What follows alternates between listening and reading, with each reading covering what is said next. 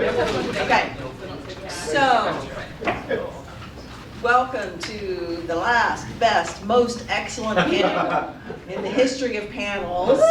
And our last panel of the official presentations of the conference on concepts of progress. I'm sorry to say that Audra Wolfe can't be here today. She's had a death in the family, so she won't be able to present her paper on dual-use ideologies, the role of science in Cold War cultural diplomacy. But you do have that paper in your packet. If you haven't had a chance to read it, I really recommend it. Okay, so I'm going to begin by introducing Jay Sexton, who is a professor and Kinder Chair in Constitutional Democracy at the University of Missouri. Although he was born in Kansas and is back in Missouri, so he has Midwest credentials. He's also part of the British invasion in the conference, in the sense that he spent quite a long time at Oxford and got his degree there. He has authored or co-edited 5 books. The most recent is A Nation Forged by Crisis, A New American History, which came out with Basic Books in 2018.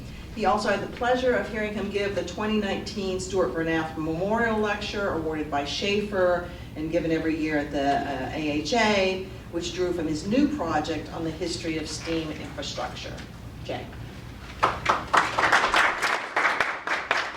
Thank you very much, and thanks again to the conference organizers. This has just been wonderful. Pros set the bar really high, and it has a really good vibe. Really good vibe to the conference. I think that's as important as anything. And the stamina, the intellectual stamina of the participants is helped by the fact that we have these West Coast start times. And I want to bring that back east across the country, maybe across the Atlantic. So thank you all. Also, thanks for the nudge for me to take ideology, not that I didn't take it seriously, but to put ideology more at the center of my thinking. When I was at the water cooler with colleagues at Missouri the other day, there was many snickers and laughs when it was revealed that I was going to a conference on ideology. I said I was the last person in the University of Missouri that should go to such a conference. These were political theorists, people interested in political thoughts. We've talked a lot about the political scientists, the sort of number crunchers is normally what we think about, but these political thought people I've been hanging around with since I came to Missouri. It's very interesting, actually, to get into their minds and how they think about ideas and the role of ideas in history. But I've taken it upon myself there to be the sort of devil's advocate. So whenever I'm subjected to a 50-minute lecture on how the Declaration of Independence is about natural rights, or the Scottish Enlightenment, I always say that's a bunch of bull crap. Declaration of Independence is about getting an alliance with France. It's about a political maneuver within the colonies. So I'm always trying to position myself as a materialist or a political person. There are people around these people who do ideas. And I don't think that's been actually helpful. Mark Bradley said earlier that it's not helpful to be a hater. So this has been really good for me to be amongst all of you, and I've learned an awful lot. So what I'm going to do is I'm going to tell you what my paper's about. Then I'm going to sort of tell the story. It's a story in 3 parts. And then I'm going to make 3 very quick points about ideology. And how it pertains to the Civil War era and how I'm approaching the Civil War era. The question that I try to answer is a simple one. The question is basically, what is the global significance of the American Civil War? That's something that we've been thinking a lot about in particular since the Civil War sesquicentennial over the last decade or so. A lot of conferences thinking about that. And a lot of answers, really interesting ones that we can talk more about. My answer comes at this question from a different vantage. So I'll give you what my answer is. My answer is the global significance of the American Civil War is that the political stabilization of 1865 positions the United States to take advantage of the ensuing era of British globalization, for lack of a better word. I think that's the most important legacy of the war. It's how it changes what's coming into North America as opposed to what is going out of North America. The story I tell is a story in 3 parts about capital flows and labor flows, or immigration. And let me use, for the purposes of this, a metaphor I don't use in the paper, a metaphor of the United States as a giant Hoover, or to use the American word, a giant vacuum cleaner. Okay? A giant Hoover. Think Spaceballs. Think that big Hoover.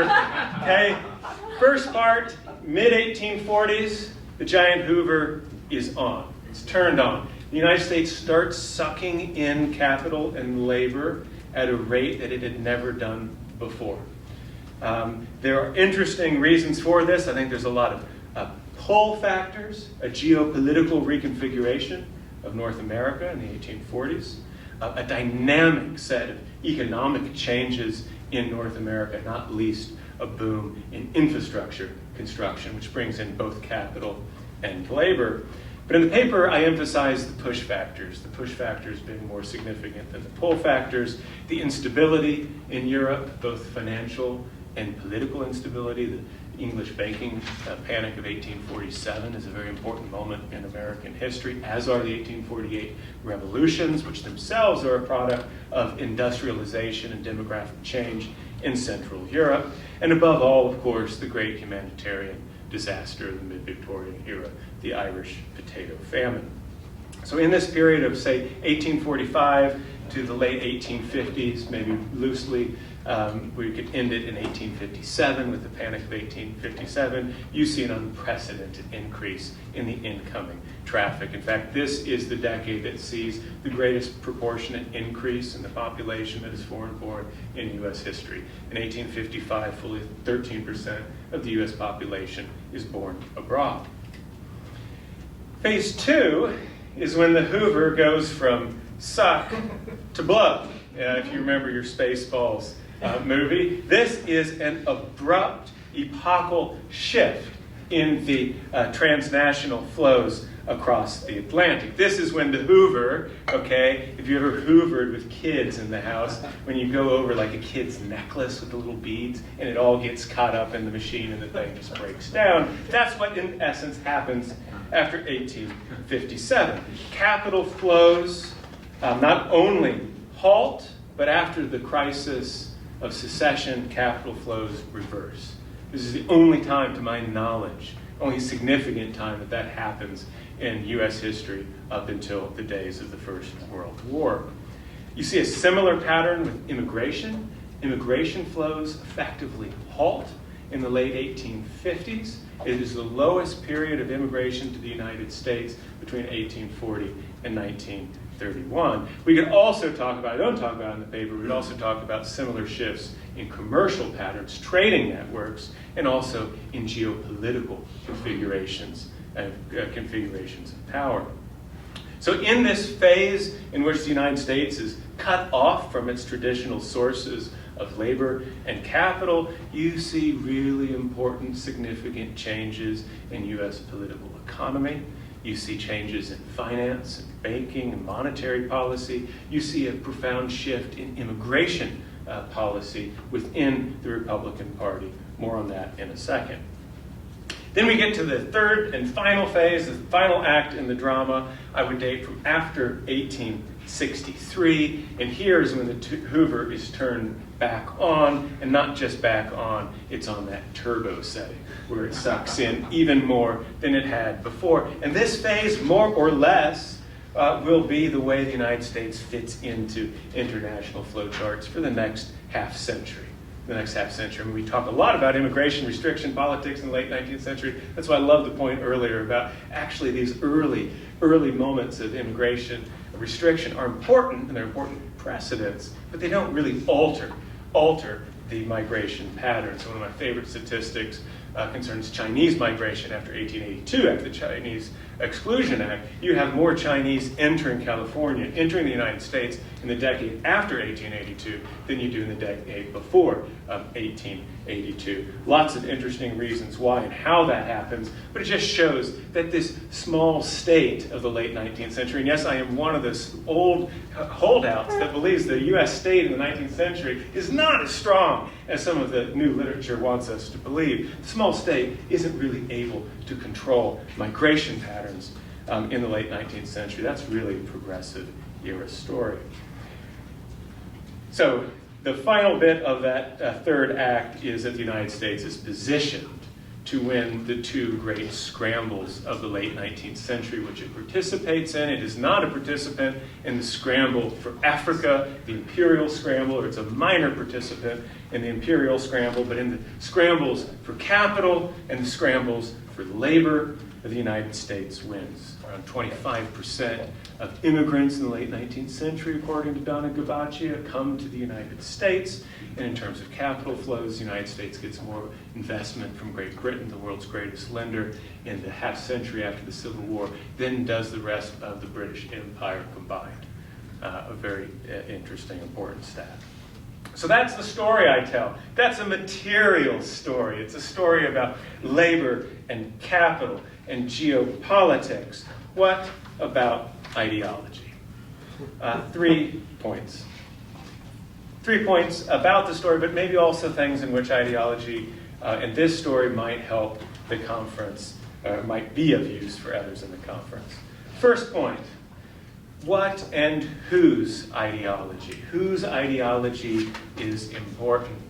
This has come up in several of the papers. Are elite statesmen the real key actors here, or do we have to cast the net more broadly? I think to understand this story, you have to look at both. It takes two to tango in terms of changes and shifts in the material flows of the global economic system. So the ideology of American political elites in this period are really important. It's important to track the change within the Republican Party on issues of immigration and naturalization. And the 1850s, of course, this is the apogee of kind of know-nothingism and the early move to restrict immigration and to confine the rights of the immigrants, the Irish in particular. But the imperatives of the Civil War lead to an abrupt shift.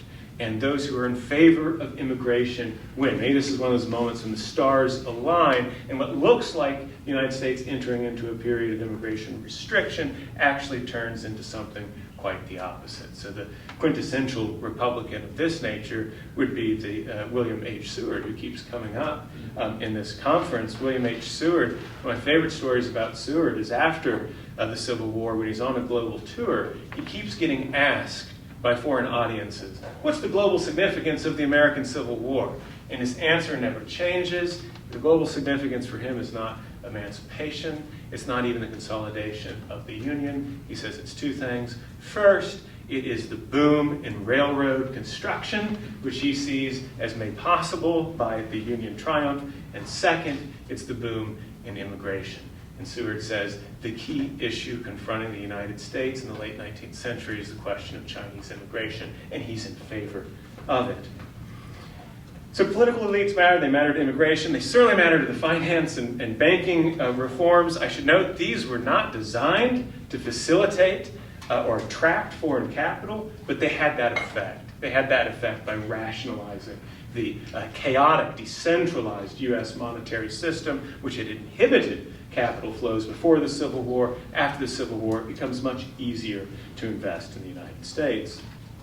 So that's at the top. But if we cast the net and we look outside the United States, we would see that the ideologies and the ideas of immigrants and indeed of financiers, two groups you might not think of together, but I'm pairing together in this paper, that their ideas matter an awful lot too, and that their ideas don't necessarily comport with the U.S. ideology of the Civil War. The way that Abraham Lincoln would frame the Civil War as a struggle for freedom, as a struggle for nationhood. That's not what immigrants and financiers are thinking about when they think about the United States in this period. If I could reduce it to one word, I like the idea, the challenge of reducing ideology to one word. So I think the freedom thing is really interesting. And if I had to do that for this, I would say the common denominator in how these groups look at America in this period is as a land of opportunity. Opportunity for individual self-improvement, but also opportunity for collective aims being advanced in a volatile political context. One could think here of the way Irish immigrant troops think ideologically of their role in the Union Army as one of advancing Irish nationalism as well as American nationalism. One could think about German Jewish financiers who really break into the American market in the 1860s in really important ways. They're thinking not in terms of saving the Union, they're actually thinking about in terms of advancing their collective interests. Second point, when we shift our vantage from the traditional story within the United States to that outside of the United States, we see new reference points and ideological touchstones. So if I were to tell the traditional story of ideology in the Civil War, I would probably have talked about the Gettysburg Address, I would have talked about the Second Inaugural, I would have talked about any really of Lincoln's speeches, his very important 4th of July 1861 oration of the special session of Congress. That would have told a familiar story. The touchstones that I talk about in the paper are not Lincoln's speeches, but I would highlight two. First, the Homestead Act of 1862. The Homestead Act of 1862 does more to promote immigration to the United States than probably any other measure in the 19th century. And of course, immigrants who begin the naturalization process are allowed the 160 acres on offer in 1862. Second one would be the Public Credit Act of 1869. Public Credit Act of 1869, this is the very first bill that the conservative U.S. Grant administration passes when it comes into office. This commits the United States to repaying its debt in gold. And of course, the gold standard is an ideology, a very powerful ideology in the 19th century. Final point, and I'll end here. I just want to end with a story. I'll end with a story about how if we shift our vantage from within the United States to outside the United States, how things look different. I love the title of Mark Bradley and Brooke Blower's book that I use with the students, The Familiar Made Strange. The familiar looks really different when you shift your vantage. And this is certainly the case with this topic. Story is about a conference that I was part of 10 years ago about Abraham Lincoln's global legacy and celebrity.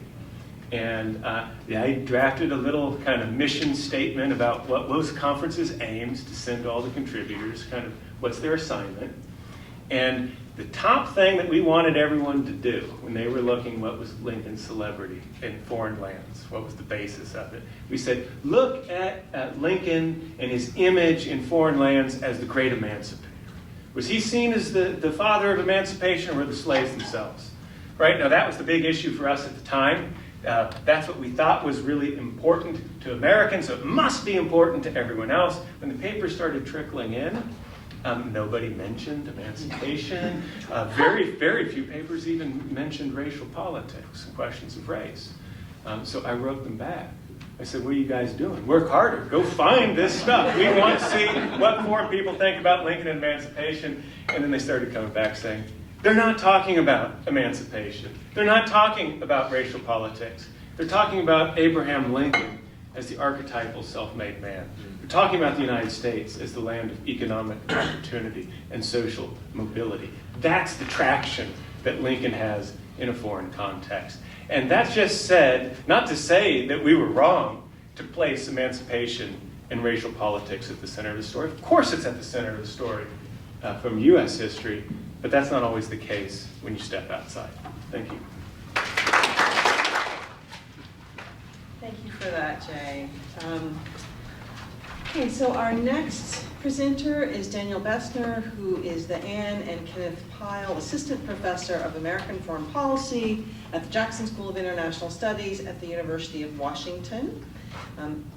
I'm having a lot of Pacific Northwest envy right now being here, and I have the same thing about UW. He is the author of Democracy in Exile, Hans Speer, and the Role and the Rise of the Defense Intellectual from 2018, and also co-editor of The Decisionist Imagination.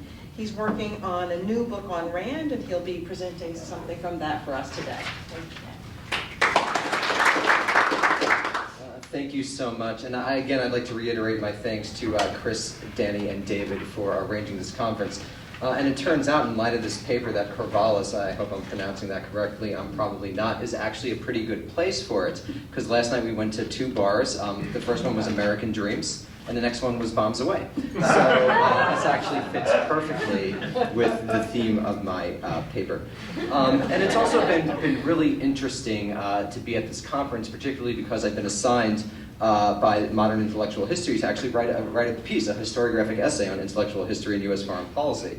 And it's interesting to see the diversity of approaches that we're taking here, whether it's ideological history on one hand, Begriffsgeschichte in the German sense on the other hand, with Jeremy and Ben's papers, and then also sort of the micro-level history of ideas, or that's what I've been calling it, I'll probably change it, that we see how ideas operate in the actual historical time. So it's been very useful also for that, so I really appreciate it. So as Melani said, this is really the first time I'm presenting on what will hopefully be the first chapter of my next book, which is a history of the RAND Corporation, the national security think tank, founded in 1946, and which really was for, I'd say, about 30 years, let's say 46 to 75, bar none, the most influential national security think tank in U.S. history.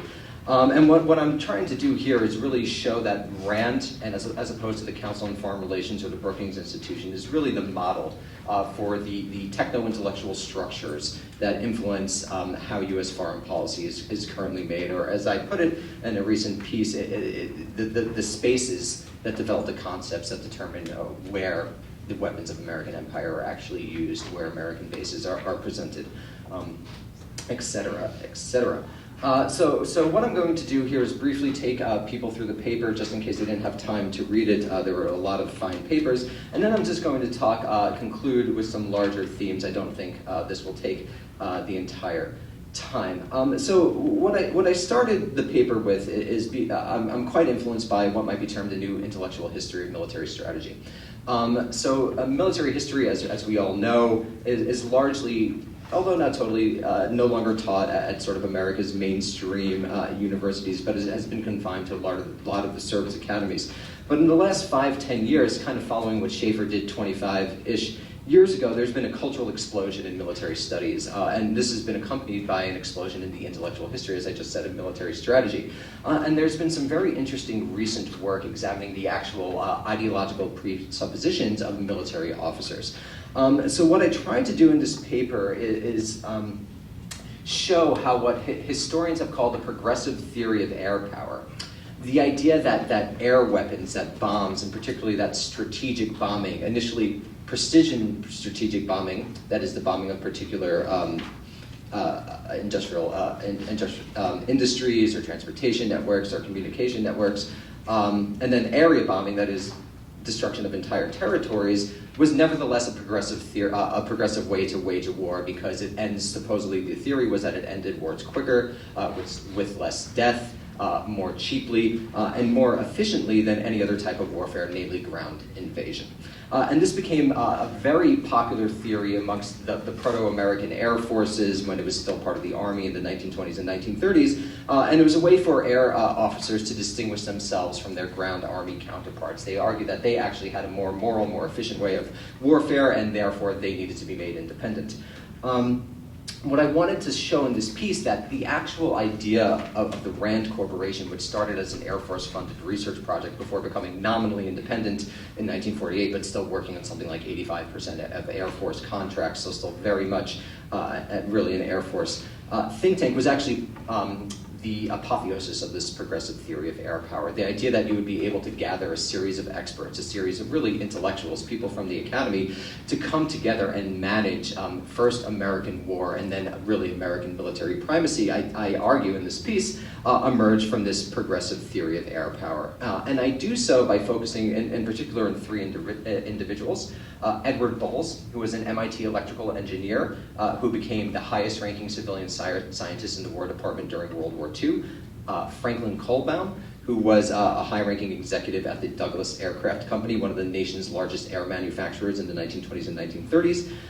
And General Henry Harley Hap Arnold, who was the chief of the Air Force from 1938 onward, and how these various individuals, coming from various corporate elements of American life, academia for Bowles, industry for Baum, and the Air Force / military for Arnold, worked together to create this new institution, first which became Project RAND, and then eventually became the RAND Corporation. So I start the essay by describing the progressive theory of air power, which I just did, before turning to Edward Bowles. And what I tried to show was that Bowles' experience as a professor at MIT in the 1920s, when basically the idea was that professors paid their salaries by doing industrial consulting. MIT didn't really actually pay much of your salary in the 1920s. You were expected to work with industry specifically in order to make your salary, was really actually quite influential in developing a new theory of how the corporate spheres of American life should come together and should work together to create new scientific advances. And so during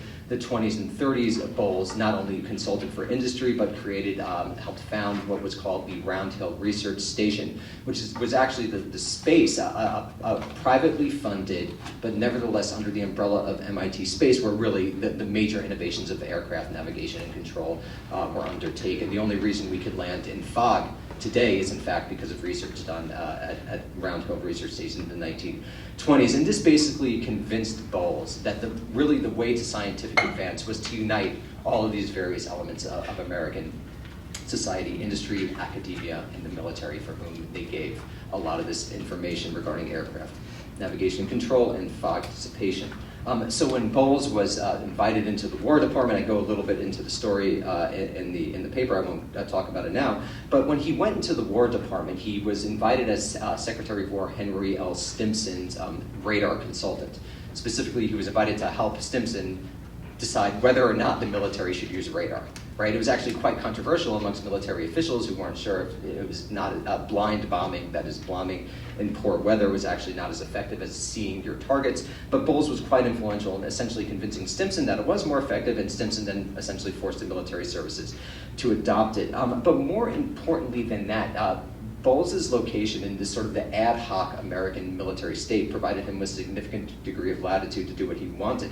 And what he started to do was build up these new institutions, the most famous of which and the most influential of which was the CSIRC Attached Development Unit, which brought civilian scientists, industry experts, people who worked for Raytheon, AT&T, IT&T, and military officers together in what he called a combat laboratory in order to develop what he considered to be the best means to push out German submarines from the Atlantic coast. So you have these types of proto-RAND organizations emerging in the wartime state that are actually very different from what the Council on Foreign Relations or Brookings Institution were doing. These were organizations that truly brought, in an interdisciplinary and truly interactive manner, the various corporate elements, the various corporate representatives of American society together. And probably one of the most important people, of course, at least in the story of RAND, was that Douglas Aircraft Company actually dispatched many of their experts, so-called dollar-a-year men, to work in the War Department during World War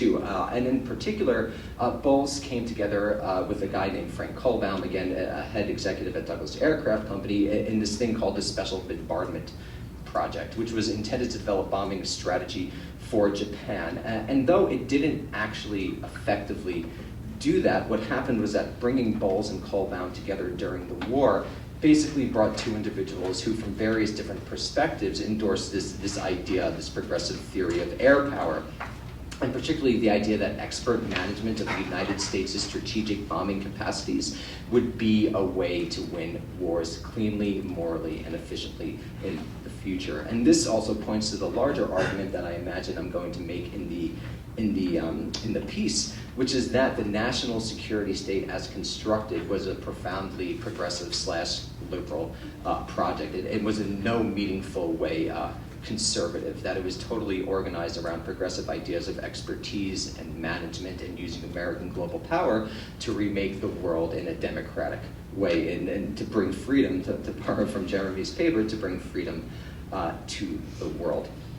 And so Bowles and Kohlbaum come together. They have this particular vision of these new types of institutions, and they're aided in their effort by General Henry Harley Hap Arnold. So the Air Forces, I think it's critical to emphasize, were for decades obsessed with technology because their entire argument for independence and in favor of their progressive theory of strategic bombing was that they would have the planes that were able to literally get to these spaces behind enemy territory, the bomb sites that would enable them to precisely bomb these territories, and then the engines that would allow them to come back and live. So Arnold was from really the 1920s obsessed with technology. He develops personal and close relationships with people like Robert Milligan and Theodore von Karman. He actually increases the Air Force's research effort. And so when the war ends and Bowles and Kohlbaum come to Arnold with this idea to found this new type of institution headquartered in industry, staffed with university scientists, funded by the Air Force, he's incredibly excited about it and gives what becomes Project RAND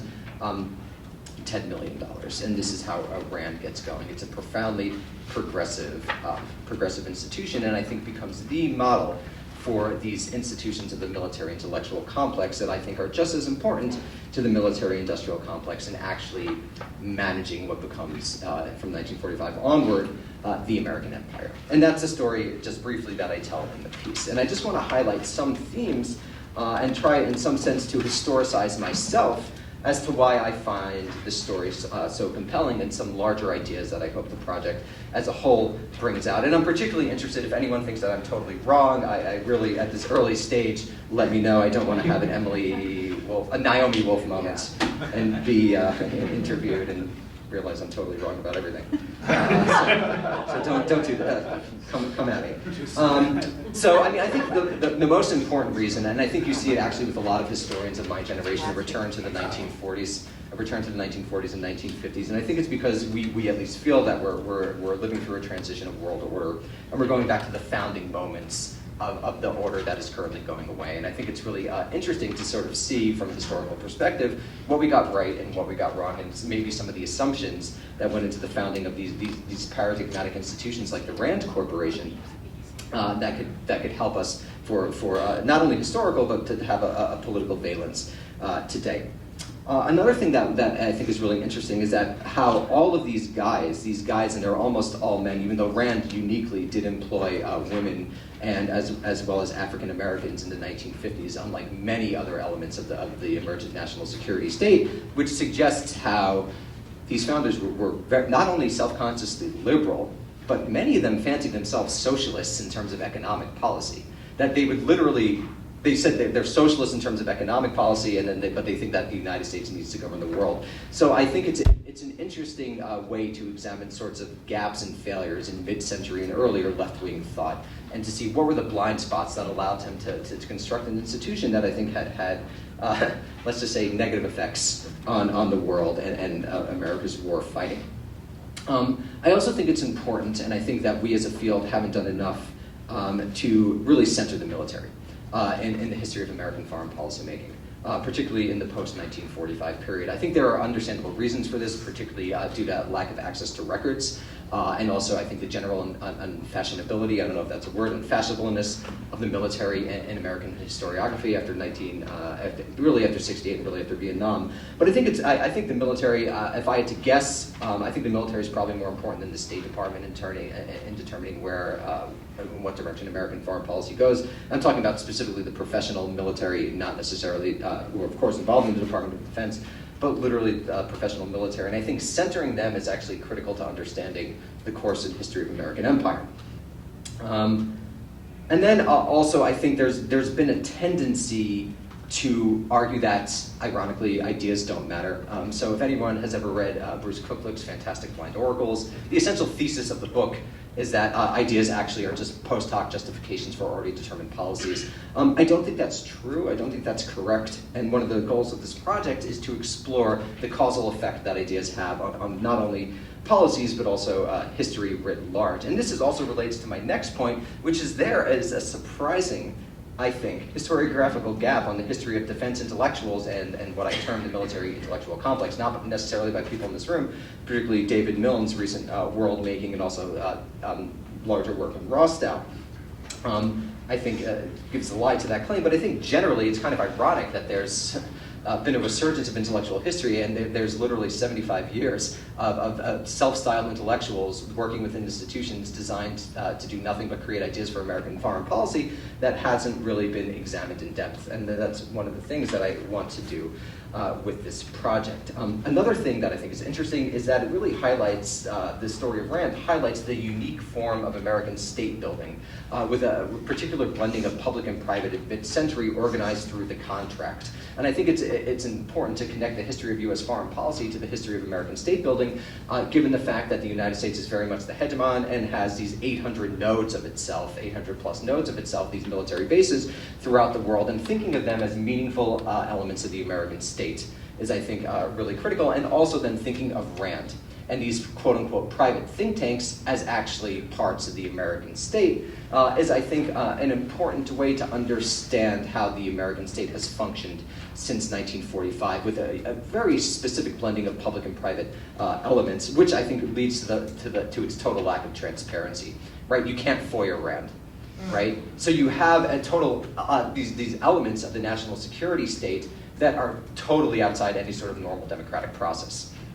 Good, and another thing that I think is important and that I did here, I'm kind of moving away from what I did in my first book, which is very much a transnational history. I'm very much influenced by the transnational turn that I think any historian who came of intellectual age in the last 10, 15 years is, but I also think that in some sense the pendulum might have swung a bit, not necessarily too far, because I think these stories need to run in parallel, but I do think I'm going to make this a largely US-centered story, because I do think that American foreign security and military policy is not totally, but to a large degree, emerges from an American domestic context. And this is where I agree with Jim Lindsay, ironically. That I think the American domestic context and American perceptions of abroad are actually probably on balance more important if we're examining causal stories for why the United States does what it does in the world. And I think in this story, I'm going to think through that a bit more, but I found myself a bit dissatisfied with my own research in the first book, sort of that transnational research, and sort of really adopting a US-centered lens. I'm curious to see how it operates. And then I hope that, and this is my final 2 points, I'll just wrap this up. I think that, ironically, we don't quite, as historians, understand how the national security state actually functions. There's actually not that many books on the national security state, which is quite surprising. A lot of them are actually really excellent, but are quite old. So I think that this would be a turn that I would be very much in favor of, is really examining the specific functioning of the national security state for 2 reasons. Both to understand how it functions historically, which is the ultimate goal, but also if we're going to, we're speaking to the public. I think that's part of the reason we're on C-SPAN, even though I'm not on C-SPAN. But why the conference was on C-SPAN was to speak to the public. And I think it would be interesting for historians to examine the institutional architecture of the American empire, perhaps not only to criticize it, but to think of in more positive ways to how to develop new institutions that could be more functionally democratic, that could be more in line with what America likes to think of itself. And then I will end with this. I think I'm very much a product not of the go-go 1990s, but of the post-Iraq War period, where I think my ultimate impetus for this project is to really understand the intellectual origins of American military primacy. I think in the last 10, 15 years has shown that American military primacy is a really important aspect of world and American history, and examining how these, again, to borrow the Foucauldian term, these techno-intellectual structures not only provided justification for American empire, but actually constructed the ideology of American empire through the language of social science, through the language of technocracy, and through the language of expertise. And this is something that I hope to do in the larger project. Thank you very much. I'm really trying to come up with how to make the link between Rand and Donald Duck, and I just can't quite get it, but I feel like there should be one. So our final paper of the day is appropriately going to take us to a sort of different level of conversation. Daniel Immerwahr teaches at Northwestern University's History Department and is the author of 2 important books, Thinking Small, which won the Merle Curdy Award in Intellectual History and the USIH Book Prize, and also How to Hide an Empire, A History of the Greater United States, just out and already a blockbuster this spring. And he is going to speak to us today about Donald Duck ideology. PowerPoint. Hi, it's great to be here. thank you to the organizers, and thank you to the stalwart attendees for still being here. I had my concerns. We've talked about ideology a lot, and there's one aspect of it that we haven't actually talked about very much, which is the delivery mechanisms for ideology. Because it is disseminated, and it is disseminated in different media, and those media might matter. Michael Hunt is interesting in this regard because he is, on the one hand, omnivorous when it comes to media, but he seems to have a thesis that what you get at the low end and what you get at the high end are roughly, the same. So the cartoons, give you one version of it, and then you get it from the political speeches and such. So he's interested in all those, but is not interested in the distinctions between them. And both of those have been influential, actually. One of the most successful, I think, take it and run with it versions of Michael Hunt's thesis has been writing that came out starting in the late 90s on modernization theory. And what that did, in some ways the name is a little deceptive because it's modernization theory, but what that writing was so good at showing was that it was on the one hand a social scientific theory, on the other hand a much more thoroughgoing ideology that could be sampled at very different levels of cultural production. So a classic example of this is this couple, Kenneth and Margaret Landon. Kenneth Landon, they're experts on Thailand, which is called Siam at first. Kenneth Landon was a social scientist and wrote a dissertation that was really important to the understanding of Siam, later Thailand, and described it exactly as in terms of modernization. The dissertation was about understanding the technological changes of the world and what the effect they're having on Siam and how Siam is adjusting itself to technological transformations. The book is called Salmon Transition, the classic modernization theory title. And then he went to work for the State Department, for the National Security Council, became one of the reigning experts, these sort of area experts on Thailand, and oversaw hundreds of millions of dollars of aid, all given under the rubric of modernization.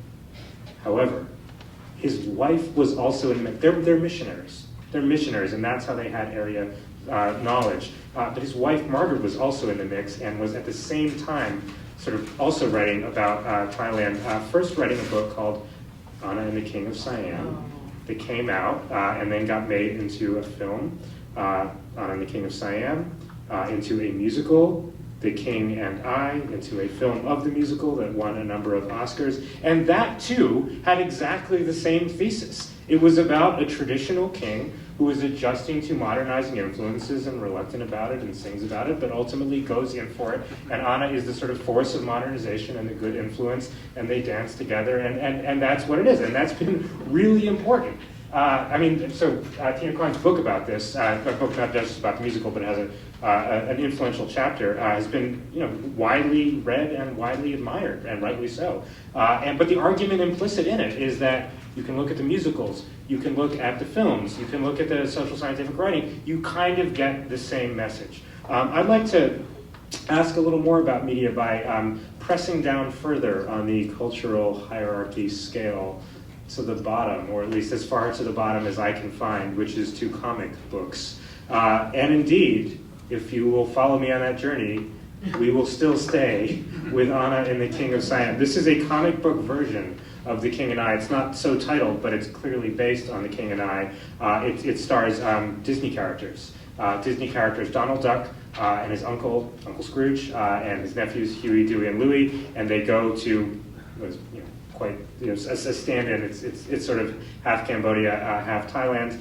They go and they encounter a traditional culture, and then they meet a king who looks like Yul Brynner, and it's the plot of The King and I, right? They come bearing the sort of instruments of modernity, and they show off this high technology. Except there's a difference to it, which is that it ends really differently, and these panels will give you some sense of that, because the ducks come bearing their technology. They don't come as teachers, as Anna did to the court of Siam. They come as salesmen, And in doing so, they disrupt the traditional culture of the court and kind of destroy it. So the court attendees just go sort of like crazy for this like exciting music that they're hearing. They abandon their courtly duties. The royal treasury is bankrupted, and in order to pay up for some trick deal that Scrooge had made with the king, they melt down the gold off of the roof of the palace, and then the ducks leave. That's the plot. And you're like, this is crazy. This is not a happy plot about it. And in fact, the author didn't think it was a happy plot either. The comic book was written anonymously, but it was written by this guy who is insanely prolific. He invented the character of Uncle Scrooge. He wrote more than 500 comic book stories. He wrote them, he inked them, he drew them. He's sort of the beating heart and soul of the Duckverse. And if you've ever seen DuckTales, that's still based on his work. He had a great name. His name was Carl Barks, like the dog, like Karl Marx, but the Disney version of it. And here he is. That's really literally his name. So he got interviewed after he wrote anonymously because he was technically supposed to be writing under the name of Walt Disney, but he's so good that comic book fans eventually found him and they rumbled him after his retirement, and they got him to write a little bit and they got him to talk about what he was thinking when he wrote this story. And he talked about this story particularly. He said, "It's about the ominous drumbeat of doom rumbling in Asia. Ancient kingdoms and cultures of beautiful people are about to be steamrolled by modernizers." You could not be more clear about the message. This is an anti-modernization message. And you might think, okay, fine. You found one comic book. Right? Like, who cares? Well, I want to suggest that there's a reason to take comic books in general and this comic book in particular seriously. First, comic books in general. Oh my God, do they sell well. Our sense of the literary landscape is completely skewed if we do not understand that a lot of what people read, especially in the days when literacy was not quite as achieved as it is now, a lot of what people read were comic books. The main venue for Karl Barks' work was this anthology comic called Walt Disney's Comics and Stories. It outsold Time, Newsweek, National Geographic, and The New Yorker.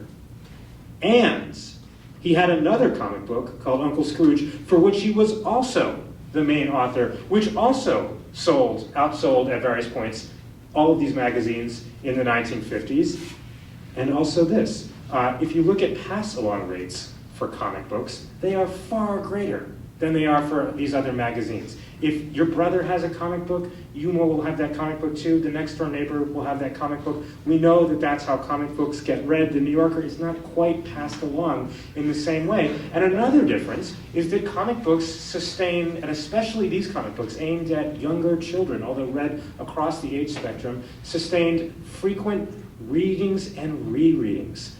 A generation learned how to read on these comic books particularly. Karl Barks was the main author for two top-selling comic book titles, which were outselling all of the major periodicals. He is very arguably the most read writer in the 1950s, the most read periodical writer in the 1950s. When I tell people of a certain age that I'm working on Donald Duck comic books, they will often look me in the eye and tell me back the plots to some comic books that they remember, and I'll say, that's right, that's a Karl Barks story from the 50s that you read a lot. And you still remember it, and they're memorable stories. Okay, so I said comic books in general important. I think Barks in particular has an outsized just presence in the world of comic books, and also his views are weird. It's not just The King and I that he redoes. He also takes on another developmentalist classic, this bestseller from the 1950s, The Ugly American. The Ugly American told a number of stories, some happy, some sad, but one of the happy stories and one of the most memorable stories was about the titular character who, despite being called the Ugly American, is actually a hero. He's physically ugly, he's morally pure. That's the idea. And he goes out to the boondocks in a fictional country called Sarkhan in Southeast Asia, and he notices that the villagers need to build build pumps, or sort of to use pumps to get water from one rice paddy to the next, and that will ease their burdens. And he works with the villagers, and he comes up with a treadmill-powered pump, and solves their problems, and they're ecstatic, and problem solved. That's a parable about U.S. development aid done right, and that's at the beating heart of this book, The Ugly American. Karl Barks was not a deeply literate man, but somehow he'd heard this story, so he did his own take on this. Sending Gyro Gearloose, who's one of the secondary characters, out to far Pakistan and encountering the same problem: the rice paddies, the pumps, and then Gyro Gearloose, he's an inventor. He comes up with a pump. It's a total disaster, and then it ends like this. I have to get out of the country before I have another idea. And then the final panel is just, far Pakistan remained unchanged. The people toiling like beasts. That's a direct quotation. Karl Barks was a deep skeptic of modernization, a profound and forthright skeptic of modernization, of the idea that the United States could come in and improve the lots of countries. In fact, he wasn't even sure that the United States itself had it so good. He wrote with great bitterness about his own country, about what technology had done to it. Here's his favorite story, a portrait of his home region, the area outside of Los Angeles where he lived, showing what modernization, what modernity had done to this car-choked region. In that story, he imagines how it was before the white men came, and it's a happy story. And then you're sort of jerked back into reality at the very end as you realize that this is the reality you live in, not the one that he's just imagined.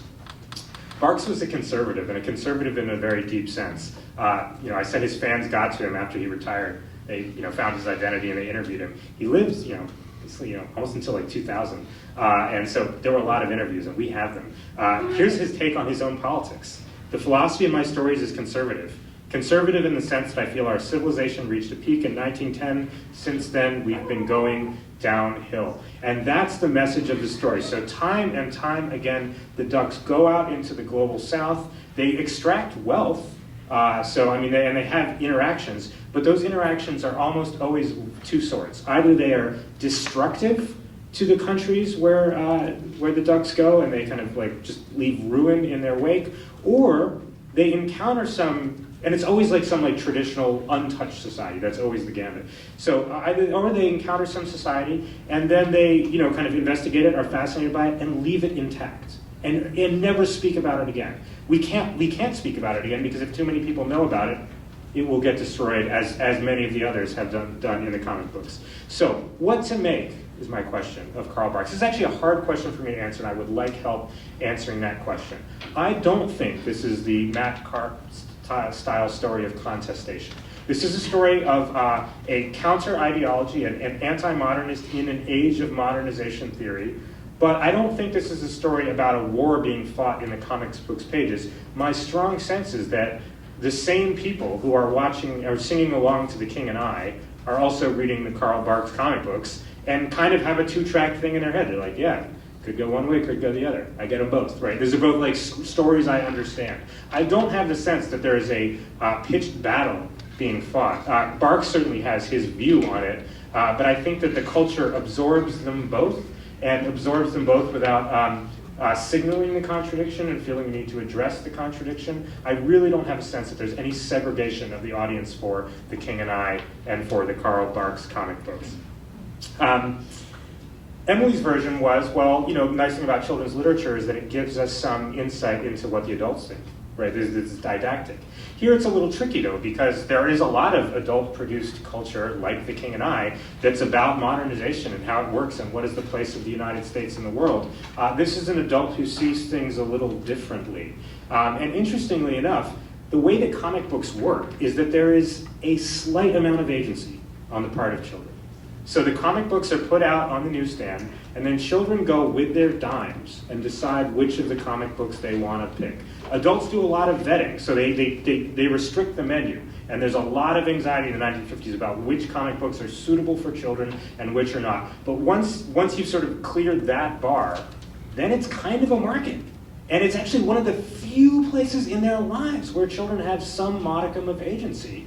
And what's really interesting is that the kids go for Donald Duck, and the kids go for Uncle Scrooge, and the kids go for these stories about these fabulous rich ducks going to the global south and mucking things up, and they like watching everything go splat. That's kind of how the stories go, and the kids seem to be interested in. So I don't think this is entirely a top-down or adult-down story. I think there's some bottom-up or child-up participation going on. The take that I have that I'm more intrigued by is the one that was offered by Chris in our conversation yesterday. He said, in response to Emily's paper, he said, one interesting thing about kids as recipients of ideology is that they're kind of time-shifted adults. Like, they will be adults, but it will take a little bit. And so when you're studying kids' culture, you kind of have to think about what they're getting in the moment. If you're curious about the adults, then you study what the kids are getting in the moment. But if you're curious about reception, you kind of have to check in with the kids, in 20 or 30 years, and then see what they've become. And Emily said, look, it's actually kind of hard to figure out what kids are receiving from this. Like, what are they getting when they just stare at the comic books? Anyway, I actually have an answer to that question. I have a very weird methodological thing that allows me to some degree to answer this question: did kids get anything out of a whole generation having grown up reading Karl Barks? Did that make a difference? And you think it might have made a difference, right? Because the same generation that grew up reading Karl Barks was the generation that dismantled modernization theory. Is it because of the comic books? That sounds really speculative and hard to say, and I don't have a great way, right? Because what are you going to do? Interview them? You're okay, I know it's the 1970s, but was it the duck stories that did it to you? But look, there's one piece of evidence. It's anecdotal, but it's good anecdote, and it's big anecdote, or it feels big to me. That makes me think that these duck stories stuck around. It's not just the fact that when I talk to adults who grew up reading Karl Barks, they remember him. It's that the cultural history actually absorbed Karl Barks in an interesting way. So after Karl Barks retired, he made almost no money writing these. He basically had the salary of a plumber, or the wages of a plumber for his life. He retired and then didn't have any way of making money, so he started doing oil paintings of the ducks. They're terrible. But now his audience was grown up, and some of them could afford to buy oil paintings. And so they started, $200 a pop or something like that. But then two buyers just started buying them up for insane amounts of money, and then created a market for Karl Barks oil paintings of ducks. And the help of these two buyers had a lot of money and were also extremely prestigious. They were George Lucas and Steven Spielberg, who were obsessed. Lucas was an obsessed Donald Duck fan. The first reprint of Donald Duck comics was done by the producer of Star Wars, and George Lucas wrote the foreword, and he said, I can't think of anything more American than Uncle Scrooge. In every account of George Lucas, he is obsessed with Uncle Scrooge. Steven Spielberg read, because the whole generation did, Steven Spielberg read Uncle Scrooge as well. And it seems like, especially in the case of Lucas, it made a mark on them. And you know this not just from interviews with them, and not just from hearing them talk about it and seeing that they're buying up all the Donald Duck comics, you see it from their films. And you see it particularly from Indiana Jones, which is a collaboration written by Lucas, directed by Spielberg. Oh, and the first scene, the famous first scene, is a direct lift from a 1954 Karl Barks comic, The Seven Cities of Sebul. It's the whole scenario. The booby trap statue, you pick it up, you release the boulder, it destroys the whole temple. That's all in Karl Barks. In fact, I went through the Indiana Jones film, and I was able to find and also the Star Wars films, and I was able to find a number of direct, inarguably direct liftings, where you can just see that the comic books were the storyboards for films that came later. A lot of these are just small little scenes. It's obvious that these guys had read the comic books really carefully. A lot of the traps in the Indiana Jones stories are traps in Karl Barks stories. But more than the individual liftings, which just make the genealogy clear, it's just fairly obvious when you start comparing the Karl Barks stories especially to the Indiana Jones films, that you're looking at just profound borrowing. You just see the same tropes come up again and again in Indiana Jones: multi-generational, all-male families on archaeological quests, precocious child sidekicks in baseball caps, cursed objects, zombie dolls, hidden temples in the jungle, secret catacombs under churches, irate natives wielding bows and arrows, ancient ritual sacrifice, and globe-trotting heroes with distinctive hats. It's all there. And more importantly, I think, the ideology is there too. What is really interesting about the entire Lucas Spielberg oeuvre, but especially about the Indiana Jones films, which are kind of about the Karl Barks stories, right? They're about rich people from the global north going to the global south and digging up treasure. That's the story. That's the archetypal plot of an Uncle Scrooge comic. But what is so interesting about the Indiana Jones films is how thoroughly they also reject the ideology of modernization. Traditional societies can be good, they can be bad, they can be crazy, they can be pathological, they can be destroyed, and they sometimes are destroyed, but they cannot be progressively changed. The Indiana Jones universe is the Karl Barks universe. It's one of a series of extended confrontations between modern and traditional, between the past and the present as sort of temporally mapped in this universe, that has a kind of non-interacting quality, right? The past can never become the present. The traditional can never become modern in the Duck stories. And that kind of deep resonance between the culture received by the children and the culture produced by at least these two adults leads me to wonder how important it was, and leads me to think that those comic books may have been important, not just as part of the cultural history of the 1950s, but as the cultural history and the ideological history of what came later, too. Thank you very much. Great, so thank you, and we have some time for conversation now. Let's start here. As someone in literary studies, I'm so glad to see some comic books. Can you speak up a little? As someone in literary studies, I'm so glad to see a discussion of comic books, and I wanted to respond to the kind of, question you were asking, the questions back to you about possibilities for reconciling these seemingly sort of pro-development and anti-development philosophies. And that is to just go back to actually an earlier moment in American history, and then also to the British Empire in 1910.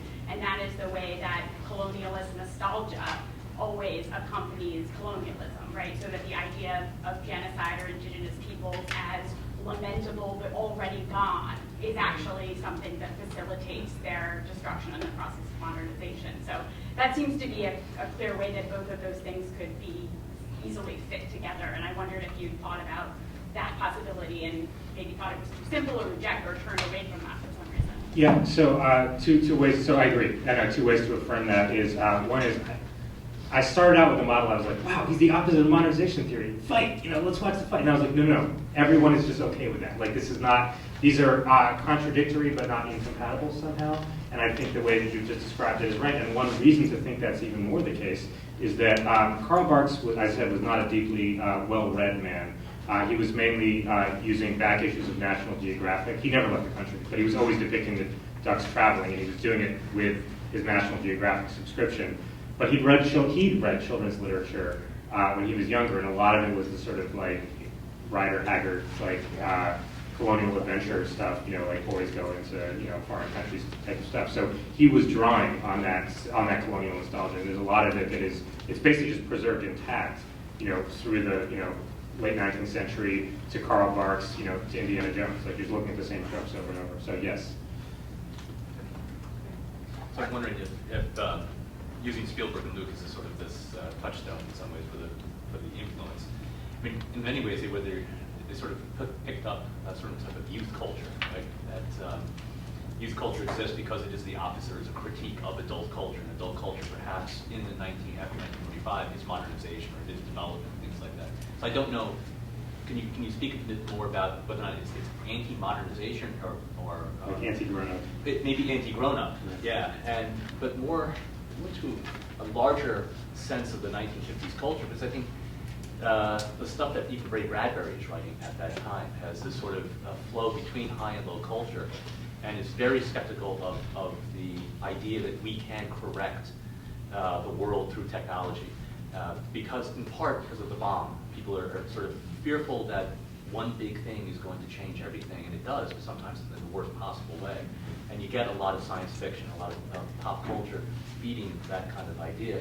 And I think that Spielberg and Lucas, what makes them so popular is that they create a new myth of what is innocent and what is maybe reclaimable from the time of the ducks.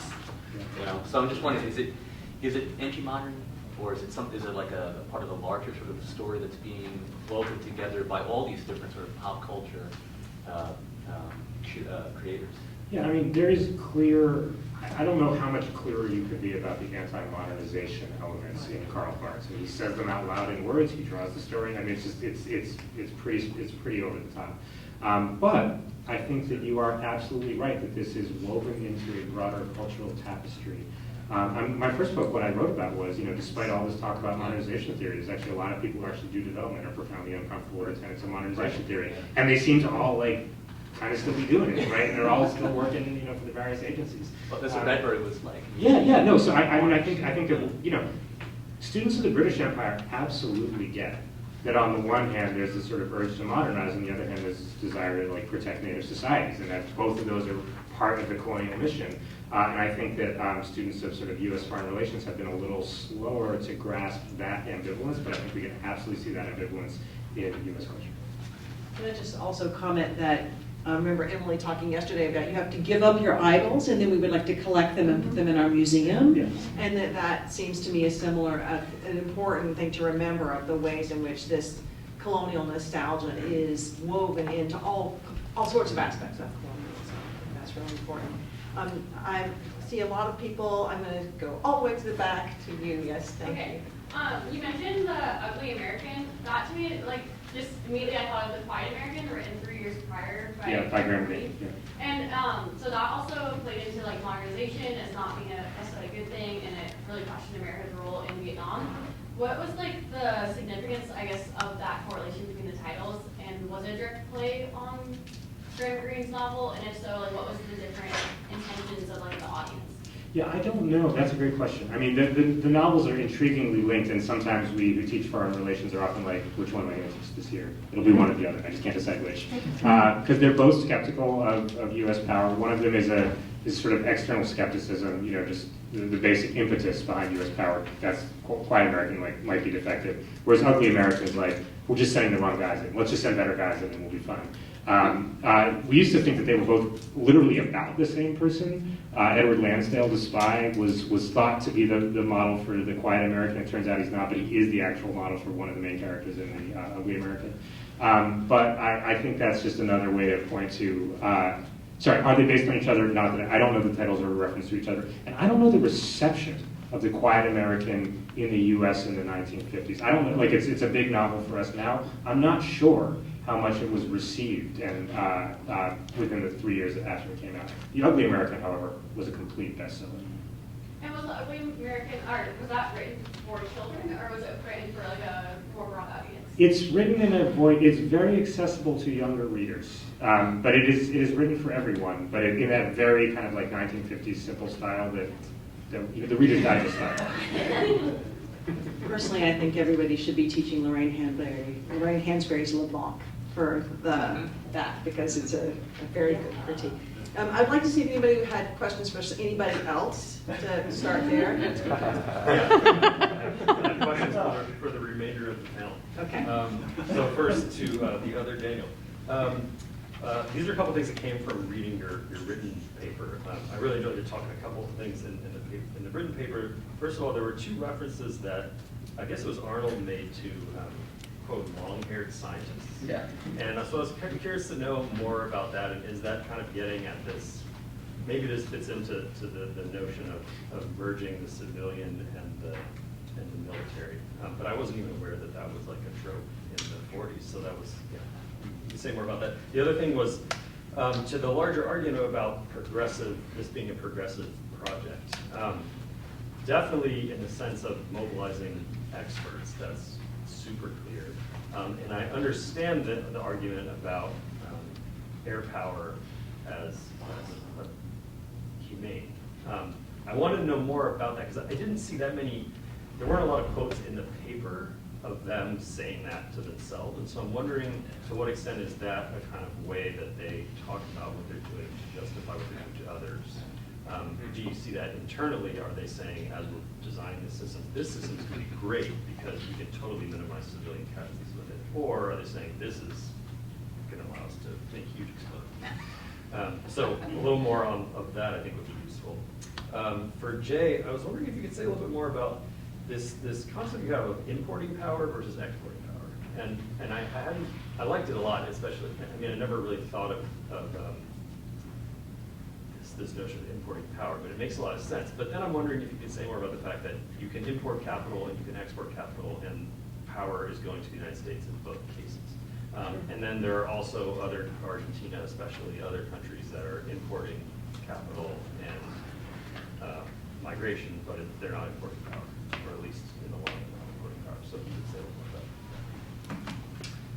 about that. Sure. So, yes, the long-haired scientist is a trope as far as I can tell by the late 1930s, and I think you're exactly right. I think it's what he's trying to do. He only uses that phrase when he's talking to fellow air officers.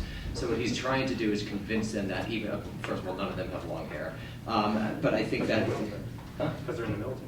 well, the civilians, the scientists, right? So what he's trying to do is effectively tell them that even though they seem distrustful and they seem like proto-hippies, which none of them really were, some of them were communists and some of them were socialists, but none of them were sort of like free love thinking Fabian socialists in that sense. But what he's trying to do, I think you're exactly right, is just try to bridge that gap amongst fellow air officers. Arnold was personally very friendly with these people, going quail hunting friendly, which is what they did a lot. So I think that's exactly right, that he's trying to bridge the gap. And so yes, the question about whether are they actually saying that it's humane or is this some sort of implication?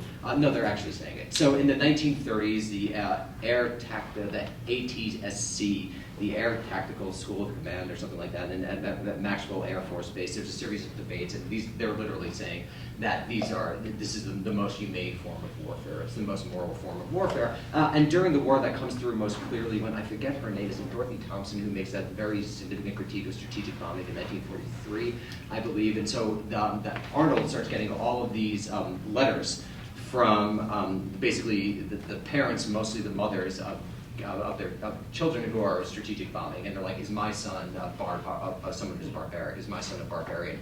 And so then Arnold has this, to all AAF commanders, letter going through the logic of strategic bombing, the progressive logic of strategic bombing, and he has a quote in there. He's like, when used with the proper degree of effectiveness and coordination, i.e. when used expertly, the strategic bomber is the most humane of all weapons. So very explicitly saying, very much saying that these are the most humane weapons. And I think just to get at a point that you implied in your question was that to what degree is this really progressive, right? And then this gets into larger questions about what is the progressive movement? Is it a sensibility? Was it an actual political movement? I'm more of the, not that the progressive movement wasn't clearly organized around political parties at various moments, but it's more of a sensibility. So it's sort of dealing, the way I see it is dealing with what historians of Europe call classical modernity, and dealing with the technologies, the techniques, the experts of classical modernity in a meaningful way. And you see it in all of their writings. Arnold publishes a series of books over the course of the 1930s and 1940s, and the constant refrain is that the flying lifestyle, the flying game, whatever he calls it, is modern, it's sleek, it's cool, it's progressive. They constantly use that language, and then when you apply it to war, it's going to actually ensure we don't have the trench warfare of World War I. We'll go over the trenches, we'll bomb their factories, war will end. What's interesting is how this strategy is read, no matter what the air forces do, it's read as precision strategic bombing. So even after the atomic bombs of Hiroshima and Nagasaki, you have Curtis LeMay, Arnold, Ira Eager, these Carl Spaatz, the heads of the Air Force, the people involved in the literal air staff, saying this is the ultimate example of precision bombing. We chose the city, and now we bomb the city, and the war's over. Right, so what's interesting is you see how this progressive theory is constantly reified, and it becomes the basis for still America's bombing strategy today. The basis for strategic air command between the 40s and the 60s, and then for America's nuclear posture today is that it's totally moral and progressive. Thanks for the question. I mean, the inflows and the outflows, the first point is that they're obviously connected and they're linked, but I would just say that the dominant trend, if you use from 30,000 feet, as we've been saying, the dominant trend is what's coming in North America in this period as opposed to what's coming out. But it's interesting to think about how they're linked. So in both immigration and capital flows, the 1860s are pivotal moments in which the United States is able to use a new footprint outside of itself, in Europe in particular, to promote the inflows. So for instance, the Homestead Act is circulated by the consular network. And the consular network is at its 19th century height in 1870. An interesting fact, it deflates, it contracts after the Panic of 1873. So you have more consular agents, more officials out there spreading the word. The delivery mechanism is quite interesting. Foreign language printed placards by the State Department, circulated around, talking a little bit about the values of the Union and so forth, but much more about what the Homestead Act has to offer. Also, a little-known provision, the 1864 revision to the 1863 National Bank Act allows U.S. national banks to set up subsidiaries outside the United States, and this is when you see real changes in German finance the United States. The comparison to Argentina and Canada, I mean, I think that the United States looks rather similar to those places. I would say what's different about it is just the sheer volume of the inflow in the last half of the 19th century. Why is it more? Part of it might be the idea of America has traction, but I think more so would be things like lower rates of interest, that the United States is able to less risk, as it were, if you're a foreign investor, and then also just the steam network that develops in the late 19th century. There's just more coming in to the United States. I think Canada is a beneficiary of that, actually. So the infrastructure that's developed, this is what Seward and his Republicans were talking about in this period, is really, really important and determinative. Thank you.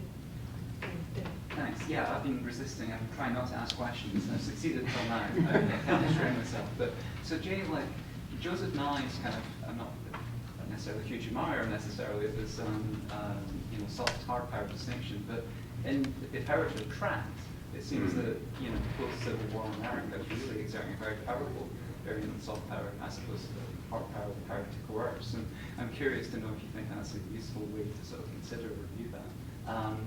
Daniel, I'd like to hear more about the social sciences, I suppose, or the scientism, as an ideology, as a malady, this kind of assumption that new objective kind of forms of thinking can, instill this great precision and so on that you've described so well in your paper. And then finally, Daniel, it's like Barks and George Kennan. There's so many similarities between the two, in the sense that Kennan believed the Industrial Revolution was a great calamity of the modern age. I mean, he probably would say 1810 was when things go back into the block, but rather than 1910. But it's so clear. And one thing that happens with Kennan is he gets more interested in climate change. And I'm curious to know if Barks is similarly environmentally kind of minded on climate.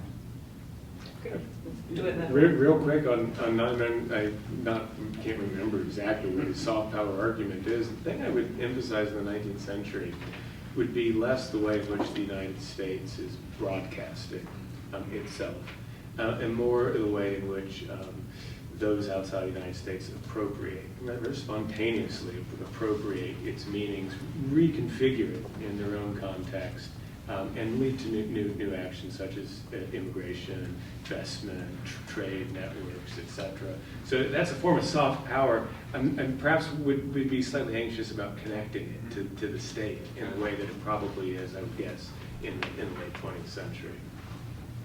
That's really a fantastic question. So you'll be unsurprised to learn that in Bowles's office, the office of the expert consultant to the Secretary of War, quantitative data was very much sort of what they were really focused on. And I think that's primarily for two reasons. One, it gives you a hard sort of scientific authority, clearly, that we all know. But more importantly, I think, is that quantitative data allows you to clean up war and clean up the misery caused by strategic bombing, and it provides a psychological way for you to, for example, promote the firebombing of Tokyo when you're only talking about the destruction of Tokyo in terms of Japanese man-hours lost. Right, you're not or talking, in terms of casualties, sort of these large estimates of who was killed, who wasn't, and along those lines. But those are sort of obvious answers. What's really interesting to me, and I don't know quite how to deal with this, is that the main analyst, the quantitative analyst in Bowles's office, was a guy named William Shockley, who I believe later won the Nobel Prize for Physics and was a very important member of the Ku Klux Klan, I believe, in the 1960s. He takes a hard right, white nationalist, racist turn.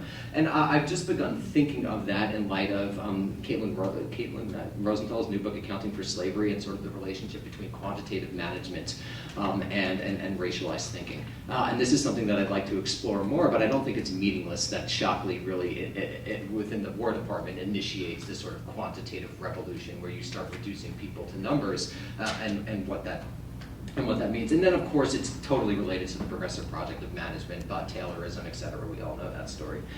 It's boring. But what you might actually be surprised about is that very early on, they're also advocating for the political sciences, sociology, and history to become integrated elements of what Project Brand does. So there's very early on a recognition that you need a more type of humanistic analysis, and at the time, political science. They're not thinking of like large end data studies, right? They're thinking of ethnography essentially, because if you're going to place a base somewhere, you want to know what the local culture is like, and you're going to need to learn about these things. So there's an idea that you need to bring all of these sort of interdisciplinary elements together, which I think emerges primarily from Bowles' experience at Round Hill Research Station, where he's working with all of these different members from various disciplines.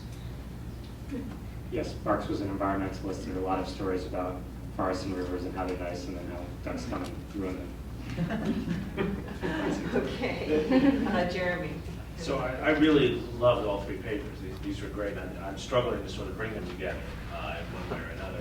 And so here's an effort. I love your reaction to this. It does seem that at least a theme that runs through a couple of them, if not all three, right, is the intersection between immigration and technology, right? Daniel, your first book, Daniel, is about this, right, the Sphere, right? And the Rand is populated overwhelmingly by immigrants, right? And they're overwhelmingly focused on technology. This is, Jay, you're very explicit about this in your paper. Less so with Donald Duck, right?